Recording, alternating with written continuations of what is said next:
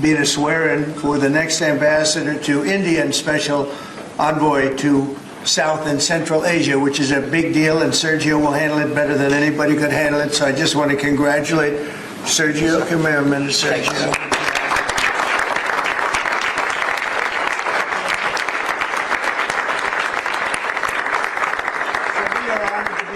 This afternoon by our great Vice President, J.D. Vance. Thank you, J.D. Secretary of State, Marco Rubio.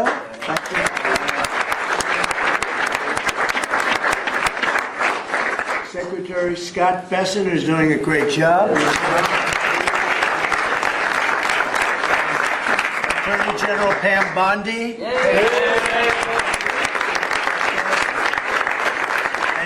Attorney Janine Pirro.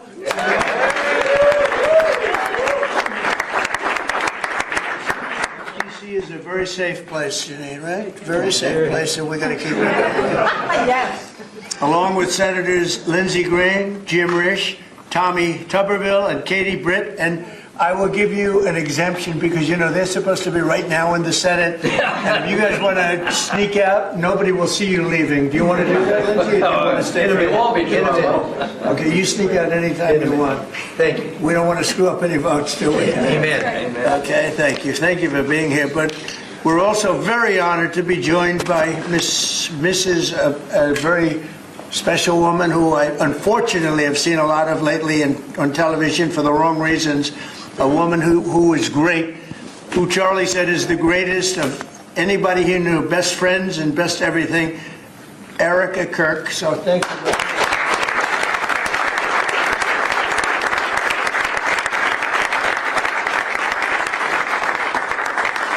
And as Erica knows, another special woman, Laura Ingram. Where's Laura? She's here someplace. Thank you, Laura. And many other true American patriots, great people. 1 year ago, Sergio played a key role in helping us secure the most consequential presidential election victory in the history of our country.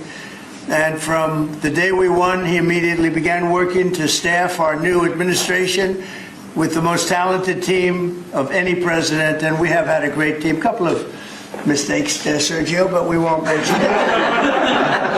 Thank God. We got rid of them pretty quick. We found a couple we weren't thrilled with. We got them out of here.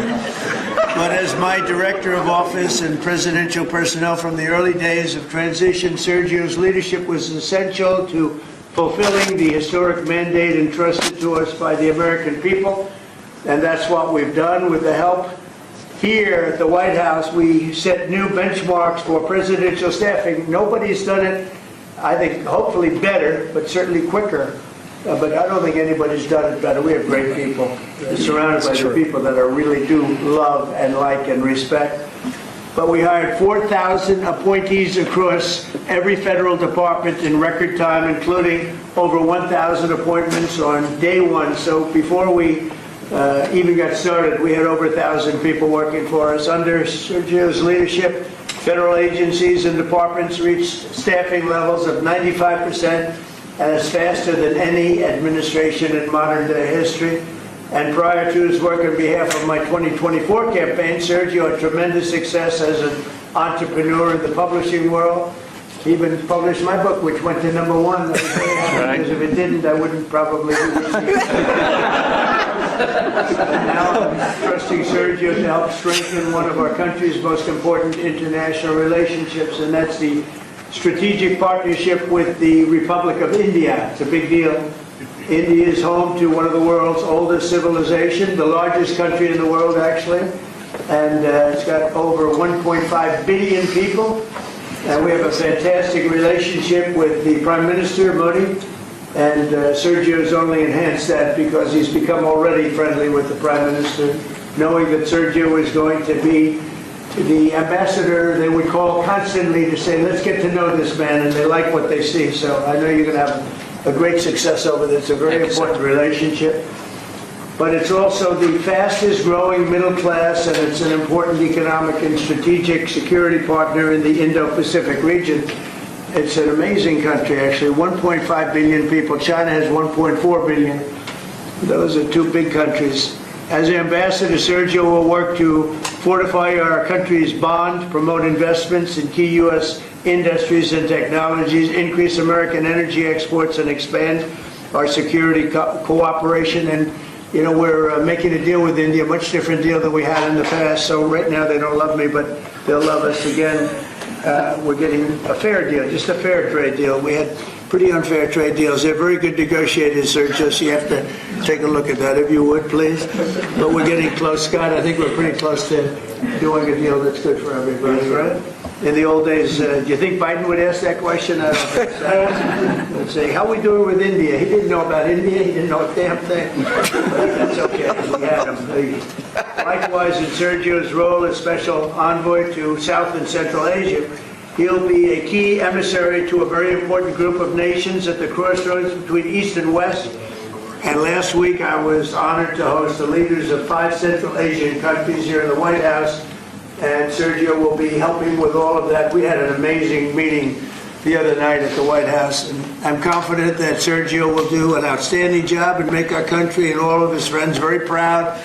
But I'm very proud of Sergio. I've known him for a long time, and he's a great guy. And most people love him. Some people don't like him so much. I'll be honest with you, Sergio.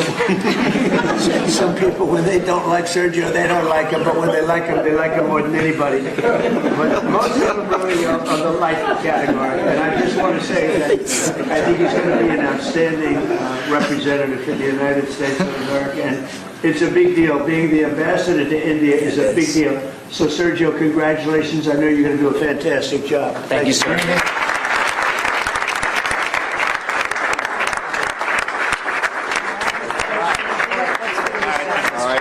All right, Okay. Yeah. Swear him in here. Which hand? Left hand on the Bible, right hand up. So thank you. Thank you, Judge. I appreciate the assistance. We have such a crowd here, you'd think we're swearing in a vice president, sir. Okay. Please repeat after me. I, Sergio Gor, I, Sergio Gor, do solemnly swear do solemnly swear that I will support and defend the Constitution of the United States that I will support and defend the Constitution of the United States against all enemies, foreign and domestic, against all enemies, foreign and domestic, that I will bear true faith and allegiance to the same, that I will bear true faith and allegiance to the same, that I take this obligation freely that I take this obligation freely without any mental reservation without any mental reservation or purpose of evasion, or purpose of evasion, and that I will well and faithfully and that I will well and faithfully discharge the duties discharge the duties of the office on which I am about to enter.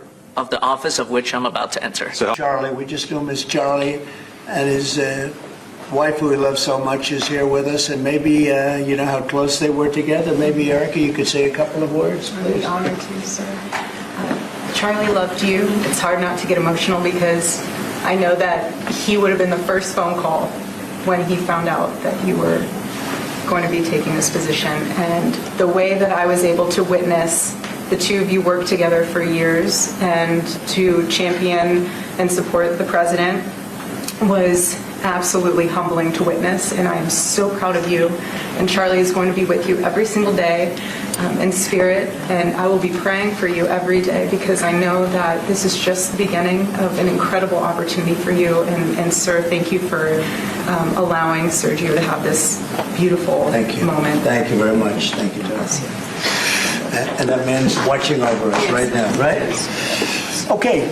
Any questions? Senators that are here, Mr. President, do you personally approve of the deal that's happening right now on Capitol Hill to end the government shutdown? What deal we're talking about, but if it's a deal I heard about, that's certainly, you know, they want to change the deal a little bit, but I would say so. I think based on everything I'm hearing, they haven't changed anything, and we have support from enough Democrats.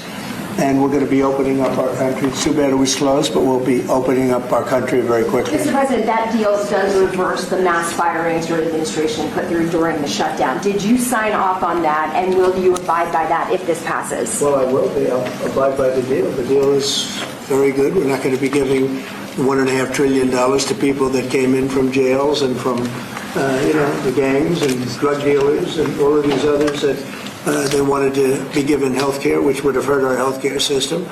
I hope that we're going to be able to have a health care where Lindsay and I were discussing it, Jim and I were discussing it, and Katie, we discussed it. We want a health care system where we pay the money to the people instead of the insurance companies. And I tell you, we're going to be working on that very hard over the next short period of time, where the people get the money. We're talking about trillions and trillions of dollars where the people get the money. Yes, please. The Syria president, sir, could you update us on your meeting? Did you come to any agreements? Say it. With the leader of Syria you met earlier, did you come to any agreements today? How were the talks? He's a very strong leader.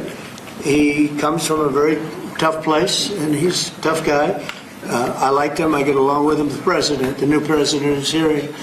And we'll do everything we can to make Syria successful, because that's part of the Middle East. We have peace now in the Middle East, first time that anyone can remember that ever happening.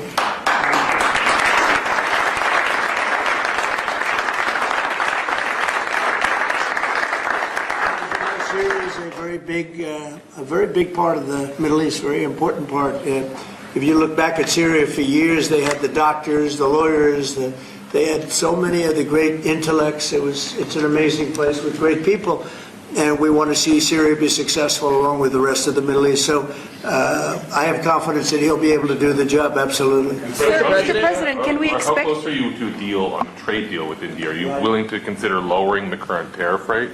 Well, right now the tariffs are very high on India because of the Russian oil, and they've stopped doing the Russian oil. It's been reduced very substantially. Yeah, we're going to be bringing the tariffs down. Sir, can we... What level are we talking about here? And how close are you to a deal? At some point, we're going to be bringing them down. Without tariffs, this country would be in such trouble, as they were for many years. That's why we owe $38 trillion. And one of the things we're going to do, we're going to issue a dividend to our middle income people and lower income people of about $2,000, and we're going to use the remaining tariffs to lower our debt. We're going to be lowering our debt, which is a national security thing. So we're doing a lot of good work, and the numbers were reported so incorrectly. The real numbers are trillions of dollars have been taken in or gotten in terms of investment from the tariffs. And so if that were ever reversed, it would be a disaster. Frankly, it would be a national security problem for our country. And nobody thinks it's going to be reversed. I think we had a very good court case. As you know, it's before the Supreme Court right now. But if that were ever reversed, people are saying, oh, it's $1 billion. Some people said, oh, it's $2 billion. Well, that obviously we can handle very easily. But this is trillions of dollars we're talking about in terms of the tariff income and all the investment income that's come into our country. We have more than, I would say right now, more than $18 trillion. The biggest number ever is a tiny fraction of that for any country. China, the United States, the biggest number ever. If you look at the past administration, Biden, he did less than $1 trillion in 4 years. We're over $18 trillion. By the time my first year ends, we're going to have over $20 trillion of investment coming into the United States. It's unheard of. We have AI factories. We're leading China by a lot. We have cars and car plants coming in by more than we've ever had built before. All of that would go away if we lose the tariff case. So all of it would go away. So they're not giving the right numbers. It would be an economic disaster. It would be a national security disaster if we lost the case in the Supreme Court. Mr. President, can we back to that tariff rebate, this is an idea that you've been talking about for months. This is going to directly and positively impact millions of Americans. Why was this important for you to do, and when can Americans expect that rebate I've check? been talking about it for a long time, the dividend to people that have suffered under the Biden administration. So Biden had the highest inflation in history, and we now are at a very low point. We're going to be hitting 1.5% pretty soon. So we're at a low point, and he was a high point. We did that. Food prices are way down. It's all coming down. And the biggest decrease, of course, is energy. And, as goes energy, goes everything else. Because when energy comes down, the oil, the electric, I think you're going to see $2 gasoline or something very close to that. In fact, we're already in the twos. But I think you're going to be seeing very soon $2 gasoline. That's like the equivalent of a massive tax cut. But in addition to that, the great big beautiful bill gives you a very, very big tax cut. And then you have no tax on tips, no tax on Social Security, and no tax on overtime for the middle income and for even, frankly, anybody. But you have no tax, and the no tax on tips has turned out to be a tremendous thing. But when you think no tax on tips, no tax on overtime, and no tax on Social Security for our seniors, it's the great big beautiful bill, which has been mischaracterized. But Now people they don't want to talk about it because it's so good, the enemy, because it's so good for everybody. It's the greatest piece of legislation ever passed in the history of our country in terms of size. And hence they call it the big, beautiful bill, or the one big, beautiful, I call it the great, big, beautiful bill. It's an amazing bill for the middle class. It's an amazing bill for jobs. We've never passed anything like it. And in my first administration, so we had the greatest economy. Everything was good, but we're really outdoing it this time because we have investments coming in largely because of tariffs. And I think because of November 5th, the election result. But we have investments coming in like we've never had before. The deal Mr. President, on Syria, Mr. Mr. President, on includes Syria, a vote. can we, thank you. Thank you.